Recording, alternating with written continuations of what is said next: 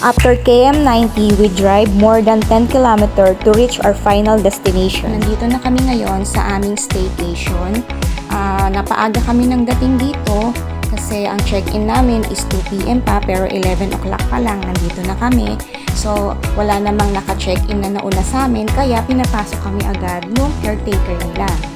So, papasok muna tayo sa aming villa para ilagay yung aming mga gamit. Maganda tong in-offer sa amin ng owner ng farm kasi sabi niya kung 4 packs daw kami, so mas maganda sa amin yung Villa Catmon A. Meron siyang second floor, so yung bed niya is queen size, dalawang queen size.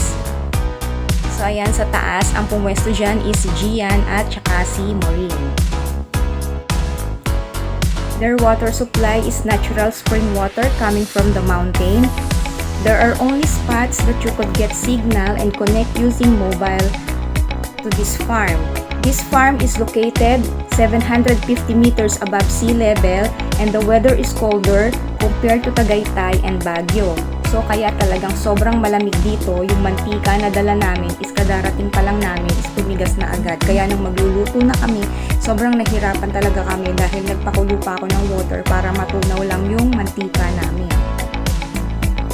During our stay at Gina's Garden and Farm, our activities inside the farm is to chill in their duyans and enjoy overlooking views in their gazebos, trek going to the stream, and swim in their rubberized pool. So, hindi na kami nakapag-swimming sa rubberized pool nila kasi sobrang lamig talaga ng tubig at saka nung hapon umulan.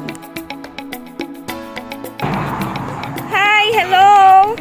Good afternoon! Nandito na po kami ngayon sa Gina's Garden and Farm. Naka-check-in na kami ngayon. Inside the farm, Maureen and Gian play archery. Maureen also read books to their kubo with the overlooking mountain views.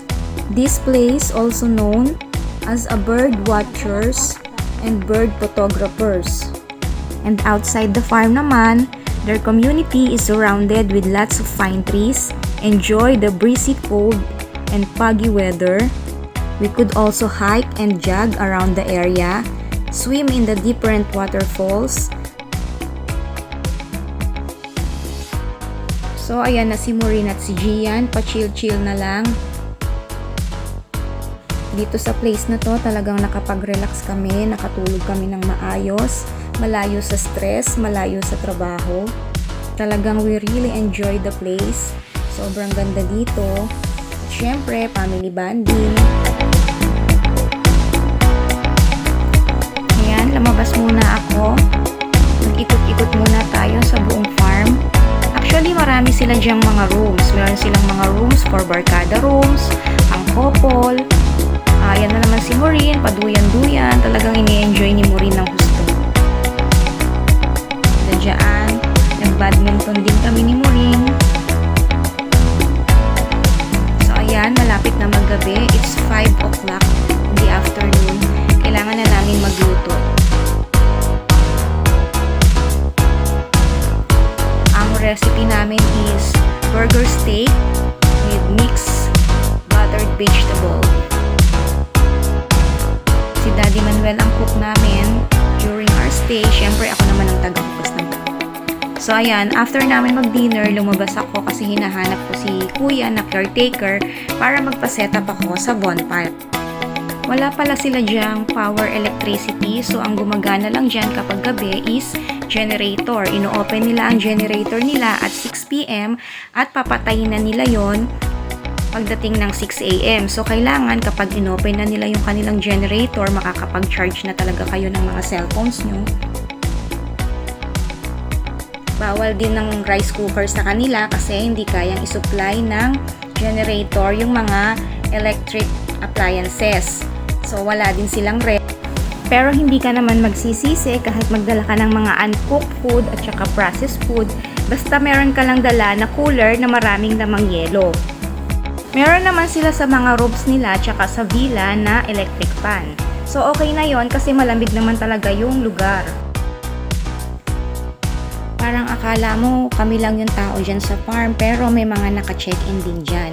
Meron lang kaming mga sari-sariling spots para dun mag-bonfire at saka syempre, malalayo yung mga rooms ng iba.